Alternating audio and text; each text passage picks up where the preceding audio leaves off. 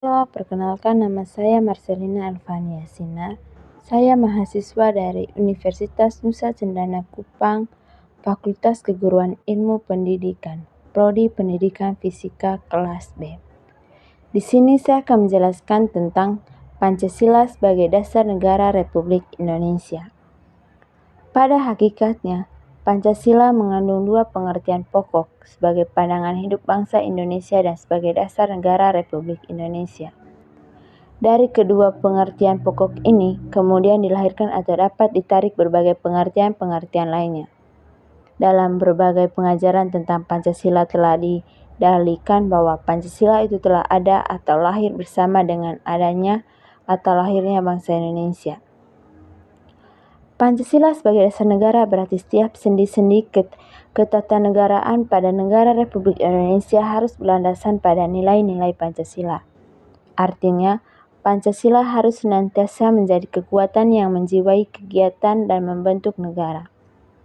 Konsep Pancasila sebagai dasar negara dianjurkan oleh Insinyur Soekarno dalam pidatonya pada hari terakhir sidang pertama BPUPKI, tanggal 1 Juni 1945, yang isinya untuk menjadikan Pancasila sebagai dasar negara, falsafah negara atau filosofise Gramdolas bagi negara Indonesia merdeka. Usulan tersebut ternyata dapat diterima oleh seluruh anggota sidang. Sejak saat itu, Pancasila sebagai dasar negara yang mempunyai kedudukan sebagai berikut. 1. Sumber dari segala sumber hukum di Indonesia. 2. Meliputi suasana kebatinan dari Undang-Undang Dasar 1945. 3. Menciptakan cita-cita hukum bagi hukum dasar negara. 4. Menjadi sumber semangat bagi Undang-Undang Dasar 1945. Dan 5. Mengandung norma-norma yang mengharuskan Undang-Undang Dasar untuk mewajibkan perintah maupun penyelenggaraan negara yang lain untuk memelihara budi pekerti luhur.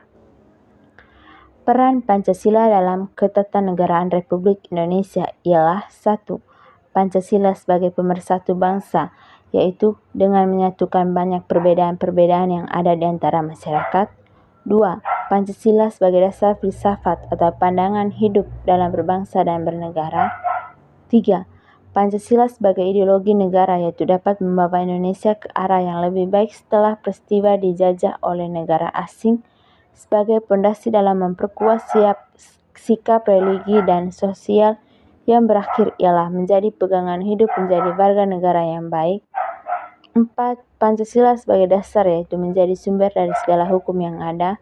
5. Pancasila sebagai menjadi identitas bangsa Indonesia. Dari pernyataan di atas dapat disimpulkan bahwa sila-sila Pancasila itu tidak statis, akan tetapi dinamis, dengan gerakan-gerakannya yang positif dan serasi. Karena ketatanegaraan akan selalu berkaitan dengan tata negara. Karena tata negara merupakan pengatur kehidupan bernegara yang menyangkut sifat, bentuk, tugas negara dan pemerintahnya. Karena banyak peristiwa-peristiwa penting yang terjadi, yaitu seperti krisis-krisis yang menimpa bangsa-bangsa dan negara sebagai reaksi terhadap gejolak kehidupan bangsa tampak menonjol satu atau beberapa sila saja.